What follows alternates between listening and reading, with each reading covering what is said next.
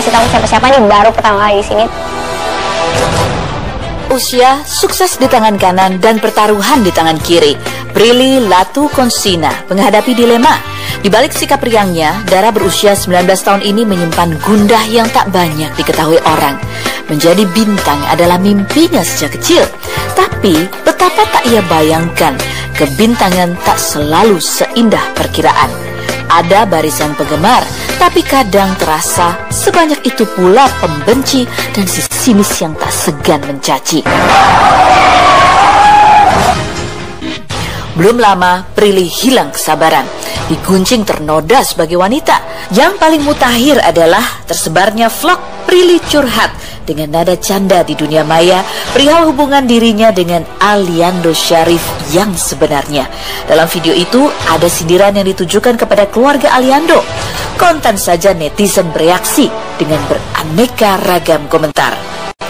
Namun, beredarnya sebuah video testimoni Prilly yang ditemani Grita, sahabat karibnya, beberapa hari lalu seperti menyiratkan sebuah kondisi yang dipaksakan terjadi di antara kedua sejoli dalam bingkai sinetron ini. Dalam video itu, Prilly berkisah tentang fakta kedekatan dirinya dengan Aliando. Yang agak kurang mengenakan adalah saat ada kata-kata yang tidak pantas meluncur dari bibir Prilly. Ya, dan kita tuh bener-bener dekat banget, udah kayak pacaran banget. Cuma emang kita nggak mau publik karena fans kita yang ribet banget dan keluarganya. Video yang sebenarnya tidak dalam konteks untuk dipublikasikan tiba-tiba muncul begitu saja tanpa seizin si empunya. Beraneka ragam kritik, komentar pedas, bahkan cacian pun bermunculan. Benarkah Prilly sempat terpikir menyudahi kiprahnya di panggung hiburan? Bagaimana ia melewati fase demi fase hingga terus bertahan dan membuktikan diri tak sekedar bermodal paras menawan. Seperti apa kita sekarang, sedikit banyaknya ditentukan masa silam. Pada seorang bintang, sejarah tak sekedar menyisakan kenangan, tapi juga layak untuk dikisahkan. Seperti itulah Prilly Maheti Latukonsina. Di balik sikapnya yang ceria, gadis kelahiran 15 Oktober 1996 di Tangerang, Banten ini melewati masa kecil dengan kegundahan. Jika banyak anak melewati masa kecil dengan tawa bersama teman-temannya, Prilly justru kekurangan kawan. Tubuh mungil membuat Prilly sempat merasakan krisis rasa percaya diri.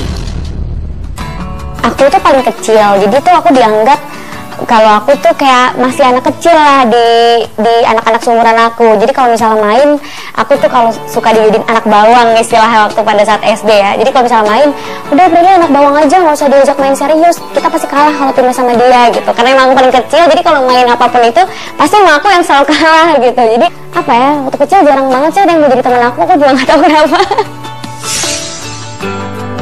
Kebetulan Prilly lahirnya kan nggak tepat bulannya ya, jadi kurang bulan ya, karena dia ada plasenta previa itu, jalan lahirnya ketutup. Jadi ya pada 8 bulan seminggu dikeluarin. Cuman dia mungil aja, dari bayi memang udah kecil. Prilly sih anaknya manja, lucu, cuma memang dia kadang suka minder ya. Jadi sering gitu bilang ke saya gitu, "Pak, aku nggak ada yang mau nemenin," katanya. Dan saya pernah gitu terucap, "Nanti satu waktu nanti orang seluruh Indonesia pengen berteman sama kamu," saya bilang. Sulung dari dua bersaudara ini juga pernah mengalami kejadian lucu saat dikenang, tapi saat itu tak mengenakan sama sekali. Prilly punya kenangan tersendiri tentang becak, kendaraan tradisional roda 3 yang mengandalkan tenaga manusia. Kejadian kecil yang nggak bisa aku lupa sampai sekarang adalah, dan ini nggak pernah aku kasih tahu siapa-siapa, nih baru pertama kali di sini, itu adalah aku pernah kelindes beca. Karena badan aku yang benar-benar kecil, sampai tukang becanya itu bilang, "Saya nggak ngelihat ada orang di depan." Itu aku nggak ngerti dia mau menghina aku apa gimana maksudnya, apa itu alasan dia atau gimana. Karena itu benar-benar aku lagi di depan main-main, terus tiba-tiba becanya nabrak aku, akhirnya aku jatuh tengkurap, dan roda belakang becanya itu ngelindes badan dan kepala aku. Itu aku nangis sampai yang kayak aku yang nangis kejer segala macam. Sebenarnya ya emang sakit banget sih, cuma aku lebih kagetnya karena tiba-tiba lagi main jeduk aja ditabrak. Pas kebenaran tukang becanya lewat, jadi dia kelindes beca gitu. Trauma terlindas beca. Prilly tak pernah lagi bepergian seorang diri. Kedua orang tuanya, Rizal Latu Konsina dan Uli Julita, selalu mengantarkan putri sulung mereka karena khawatir hal buruk kembali menimpa Prilly. Tapi hal ini justru menyisakan tekanan tersendiri bagi artis berdarah Ambon ini. Aman, tapi pengawalan ini juga membuat Prilly berada dalam proteksi ketat, hingga kadang ia merasa terasing dari teman sebaya. Aku sempat bilang sih, kenapa sih pada gak mau temenan sama gue? Terus sempat pada bilang kayak, ya mungkin karena lo tuh diantar jemput kali setiap hari. Jadi kita di saat mau ngajak main lo juga susah, karena kan kita waktu mainnya tuh setelah pulang sekolah. Tapi setelah pulang sekolah, lo tuh tertib banget, langsung keluar gerbang, dijemput pulang. Dalam proteksi yang kokoh, Prilly tumbuh dalam pendidikan penuh disiplin. Kedua orang tuanya menerapkan jam bepergian yang ketat dan harus ditaati. Papa itu orang yang sangat disiplin. Dia itu mengajarkan aku benar-benar sangat disiplin sekali gitu. Kayak misalnya sehabis mandi, kamar mandinya harus terlihat seperti semula, seperti kita pas masuk kamar mandi gitu. Terus kamar juga harus bersih, karena menurut Papa menilai wanita itu dari kamar dan kamar mandinya. Jadi kalau misalnya kamar aku kotor, itu berarti mencerminkan diri aku seperti apa. Dan Papa nggak mau orang melihat aku seperti itu gitu. Kalau waktu SD dan SMP, pulang harus sebelum maghrib atau sesudah maghrib. Pokoknya nggak boleh lebih dari jam 7. Pas SMA pulang nggak boleh lebih dari jam 9. Iya kok, iya ini bentar lagi mau pulang kok.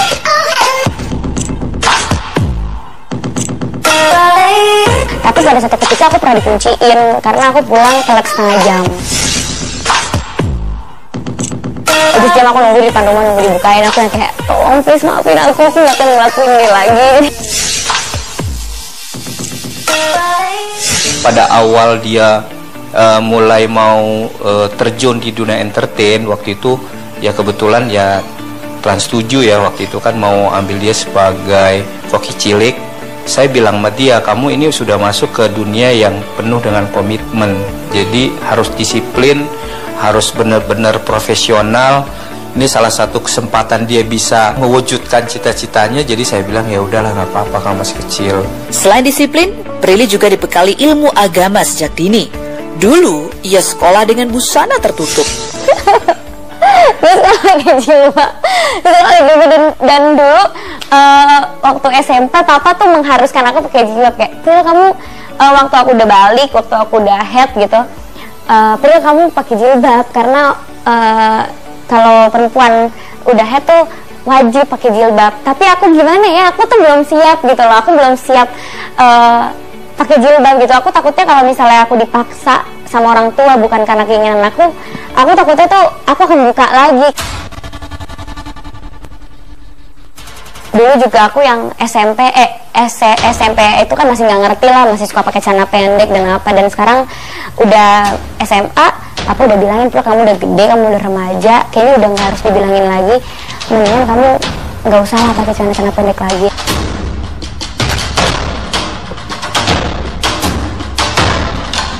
Lalu bagaimana Prilly merentas kesuksesan di panggung hiburan?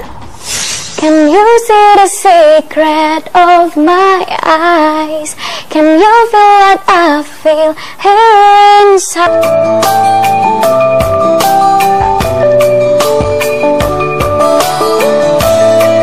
Mimpi tampil di televisi sepertinya tak bisa ditawar. Kedua orang tua Prilly pun mengawal jalan itu. Aktif mengikuti berbagai lomba, Prilly akhirnya mendapatkan kesempatan menjadi host di sebuah acara masak untuk segmen anak-anak dan remaja. Sejak itulah jalannya terbuka hingga mendapat kesempatan bermain sinetron. Merintis karirnya juga dari nge-host dulu, nge-host acara masak, itu juga kan acara edukasi ya, jadi masih dibolehin sama sekolah. Dulu sih waktu masih kecil, ya paling ikut lomba-lomba model yang ada di koran gitu-gitu. Tapi emang nggak terlalu, nggak terlalu ke situ gitu, karena masih ke sekolah gitu, karena aku masih punya cita-cita mau jadi dokter. Kalau keinginan jadi artis itu memang Prilly dari kecil keinginan seperti itu. Jadi mamahnya aja yang selalu mendorong dia, yang benar-benar membantu dia, yang pokoknya semuanya mamahnya lah yang berusaha untuk sampai dia tuh jadi.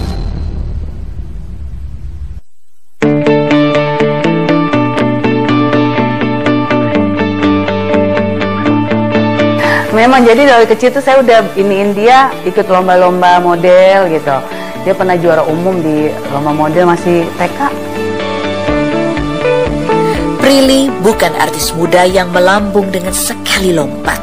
Ia menapaki jalan popularitasnya perlahan, namun pasti. Tahap demi tahap dengan segala tantangannya, ia jalani dengan penuh keyakinan. Sebelumnya tuh aku sempat acara petualang gitu, dimana aku harus naik gunung, harus apa, jadi benar-benar dari situ gitu. Terus aku nge-host acara masak, aku keliling Indonesia, dan itu capek banget.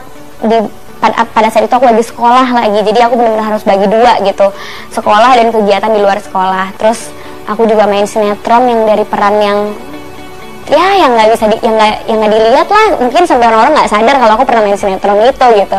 Main layar lebar juga cuma 1-2 scene, sampai akhirnya aku dipercaya jadi peran utama. Itu di sinetron aku ada. Casting tuh mau ikut casting sinetron tuh udah berkali-kali, iklan juga udah berkali-kali gitu. Tapi saya selalu bilang, sabar Pril, ikutin terus ya, karena dia memang suka juga gitu. Ya jadi ada panggilan casting apa nggak dapet pulang gitu. Nah kebenaran kalau aku ada ide sekolahin dia di sekolah acting, baru seminggu itu ya sekolah di acting, ada tawaran dari Trans gitu. Dan Prilly terus bertumbuh. Ia percaya diri, bakat dan hasrat lainnya di dunia seni belum dieksplorasi, yakni menyanyi. Saat namanya tengah bersinar terang sebagai pemain sinetron, Prilly menjajal dunia tarik suara di tahun 2014. Ada suara sumbang dari para haters. Namun, lagu pertamanya, Fall in Love yang ia ciptakan sendiri, mampu mendapat tempat istimewa di hati para penggemar.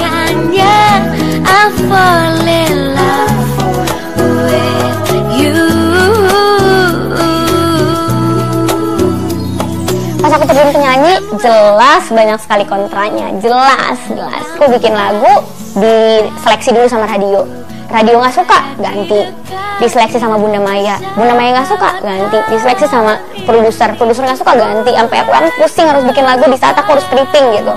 Jadi emang yang nggak sengasal itu dan nggak seaji mumpung itu aku terjun di penyanyi gitu. Kalau misalnya aku nggak pede sama suara aku juga, aku nggak akan jadi penyanyi.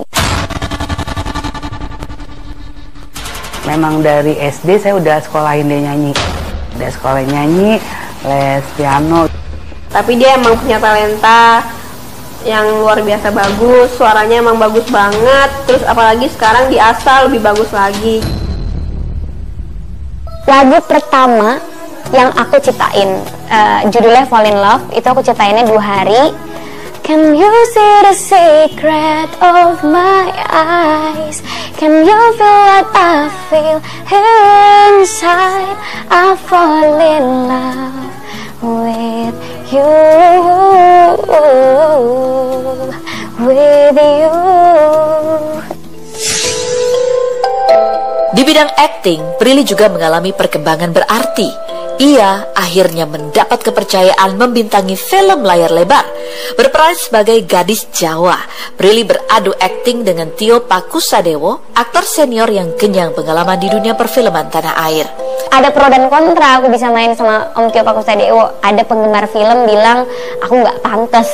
Sampai akhirnya sutradara aku itu jawab, saya milih kamu karena saya yakin kamu bisa. Jadi kamu harus yakin sama diri kamu sendiri kalau kamu bisa. Aku sama dia harus bisa bahasa Jawa. Kalau aku sih cuman beberapa scene, tapi kalau dia itu banyak banget kan scene-nya. Dan itu susah, aku belajar bahasa Jawanya tuh sampai nangis-nangis, sampai gimana sih aku nggak bisa ngucapinnya, karena orang Jawa kan lidahnya beda ya. Ya di situ lah aku lihat keprofesionalan dia, kayak pokoknya dia mau kasih yang terbaik, dia nggak mau sampai film ini sedikit pun jelek. Wes pirang-pirang acara orang untuk melu. Sekarang harus boleh. Aku wes gede, Ti.